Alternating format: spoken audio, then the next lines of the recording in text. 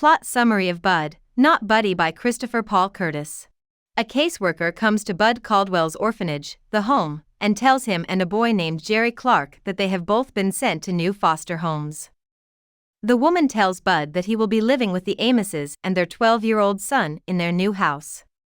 Bud is sad about going to his third foster home, but he doesn't cry because his eyes don't cry no more. Bud gets ready for his trip by making sure everything is in his suitcase, especially the flyers for a band called Herman E. Calloway and the Dusky Devastators of the Depression. Bud thinks the blurry picture of a man on the flyer is of his father. He also says that his mother died not long after she brought the last flyer home. Todd, Amos and Bud fight at the house of the Amoses. When Mrs. Amos stops the fight, she believes Todd's story that Bud started it all. In reality, it was Todd who started it by sticking a pencil up Bud's nose and calling him Buddy, which Bud hates. Todd tells Mrs. Amos that Bud really hurt him, so Mrs. Amos tries to make him feel better by telling Bud that she will take him back to the home in the morning and that he has to sleep in the shed that night. She also won't give him back his suitcase so he can't take anything with him when he leaves. Before Mr. Amos takes Bud to the shed, he apologizes to them, even though he doesn't mean it. Mr. Amos locks the shed and puts Bud inside. In the end, he spreads out a blanket and goes to sleep. When he wakes up from his nap, what he thinks is a vampire bat scares him, so he tries to kill it with a rake. But Bud finds out too late that the bat is really a nest of hornets.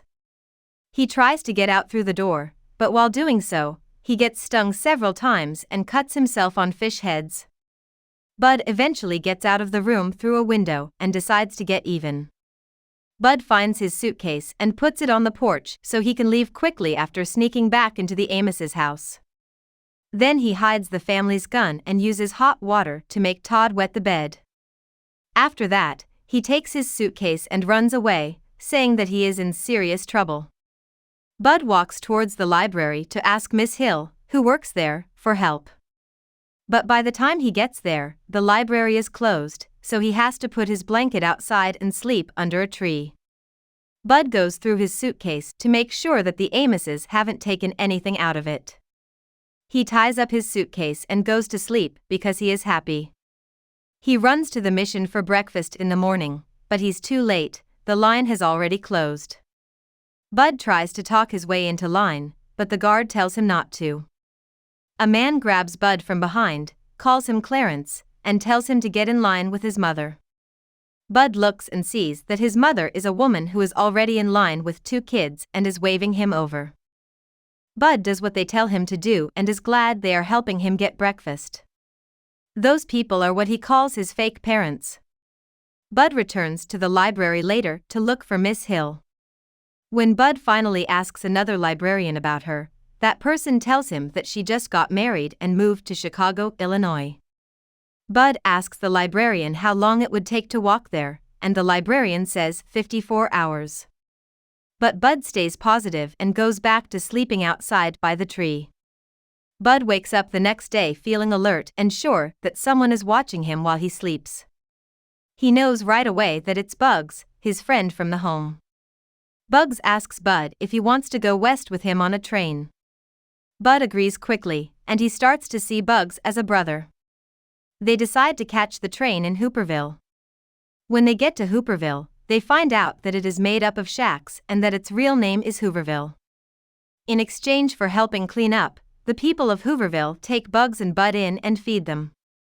After dinner, Bud, Bugs, another boy, and a girl named Deza Malone all wash dishes.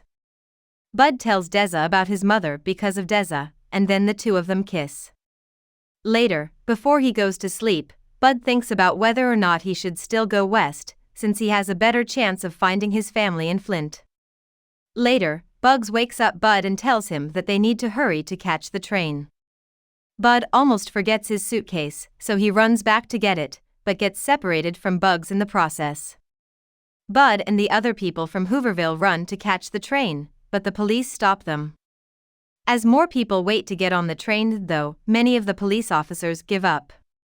Then, the people of Hooverville try to get on the train. Bugs does well, and even though Bud tries to catch up to him, he can't. Bud gets back to Hooverville just as the police are destroying it. He thinks that the failures of the day show that he should stay in Flint for now. Bud wants to find Deza, but he decides to get breakfast at the mission instead. After that, Bud goes back to the library and asks for a book on how to figure out how far two places are apart. He then figures out that he has to walk for 24 hours to get to Grand Rapids. He decides to do most of his walking at night. But that night, someone sees Bud because he wasn't hiding well enough on the side of the road. Bud tells the man his name and says he's trying to get away from home. When the man asks him more questions, Bud tells him that home is Grand Rapids so that he will take him there on a bus. Instead, he tells Bud that he will drive him there. He takes Bud to the car, where he sees a box that says, "Urgent," contains human blood. Bud thinks that the man is a vampire, so he locks him out of the car and drives off. But Bud can't keep driving for long, so the man runs after him and tells him that the blood is for a hospital. Bud falls asleep in the car after the man tells him his name is Lefty Lewis. Bud wakes up the voice of a woman. As he hears the woman talk to her papa about how sick Bud is, Bud realizes that she is Lefty's daughter. She says her name is Mrs. Sleet when Bud opens his eyes. Bud has breakfast with Mrs. Sleet, her two kids, Kim and Scott, and Lefty. The two of them then leave for Grand Rapids. When they get to Grand Rapids, Bud pretends to go into his father's club, the log cabin, and tells Lefty that his father told him to thank him for bringing him. Lefty leaves when he's happy, and Bud finally gets into the club. Bud sees 6 men sitting in a circle and listens to one of them tell a story for a while before he speaks up. He is sure that the man telling the story is his father, so he doesn't want to be rude. He walks up to the man talking and is surprised by how old he is. Bud says that the person talking, whose name is Herman, is his father. Herman and everyone else is confused, but Bud keeps insisting. Eventually, a band member named Jimmy tells Bud to wait while they talk, and Bud wonders if he needs to plan a quick escape. Soon after, though, Jimmy called him back and told Bud that he could join them for tea at a place called Sweet Pea, but only if he promised to tell them everything and be honest. The rest of the band, the Thug, Dirty Deed, Doo Bug, and Steady Eddie, then meet Bud. The band makes Bud feel welcome and comforts him about his mean old coot of a father. Bud meets the singer for the band, Miss Thomas, at Sweet Pea. Bud tells Miss Thomas that his mother died 4 years ago and insists again that Herman is his father. The waitress, Tyla, comes over to take their order, and soon after, Bud has the best meal he's ever had.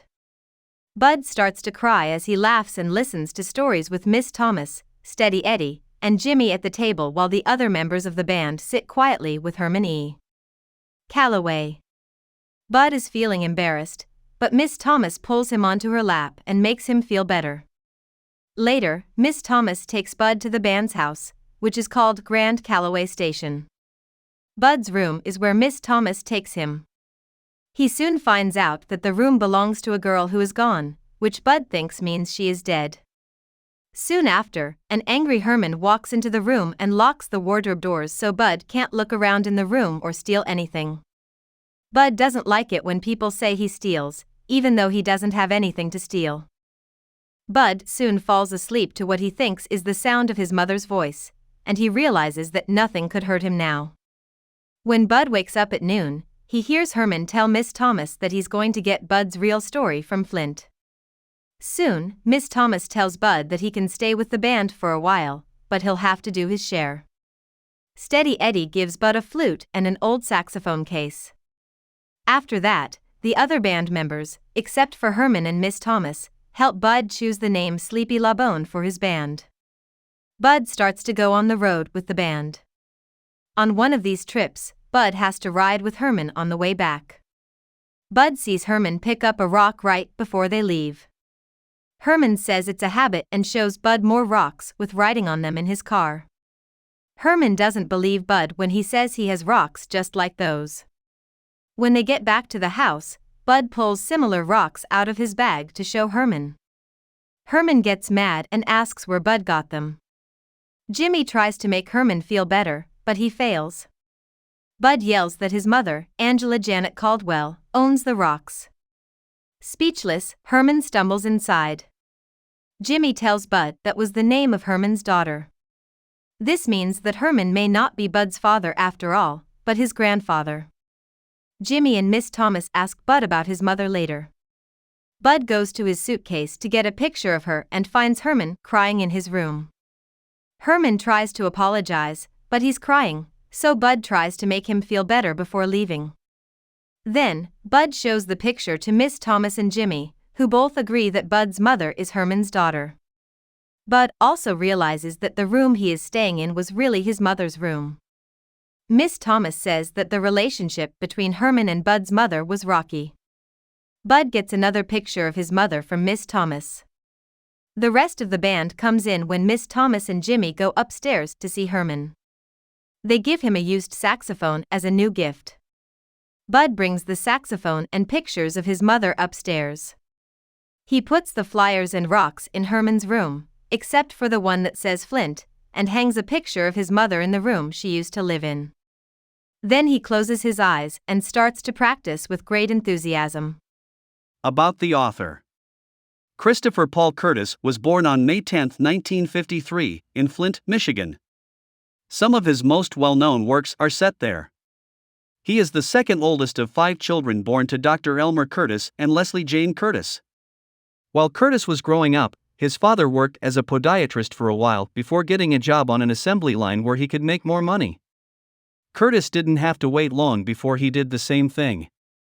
After graduating from Flint Southwestern High School in 1972, Curtis enrolled at the University of Michigan's Flint campus and applied for a job at the Fisher Body Plant No. 1 General Motors assembly plant. Curtis was able to make a good living, which helped pay for his part-time degree, which he received in 2000. Curtis set up his work schedule on the assembly line so that he and his co-worker would each work for 30 minutes and then switch. Curtis would then use his free time to read books and write on the job to keep from getting bored. Curtis worked a number of low-paying jobs before taking a year off in 1993 to focus on writing what would become The Watsons Go to Birmingham, 1963. In 1996, Curtis won a Newbery Honor Award for this first book. After that, he wrote more books and won more honors and awards, like the Coretta Scott King Award for his next book, Bud, Not Buddy. Curtis is still a very productive writer who keeps writing historical fiction with young African American main characters for young adults. He lives with his wife and children in Ontario, Canada, at the moment. Hope we summarized it fully and you liked it. Please hit the like button and subscribe to our channel so that we are motivated to create more videos.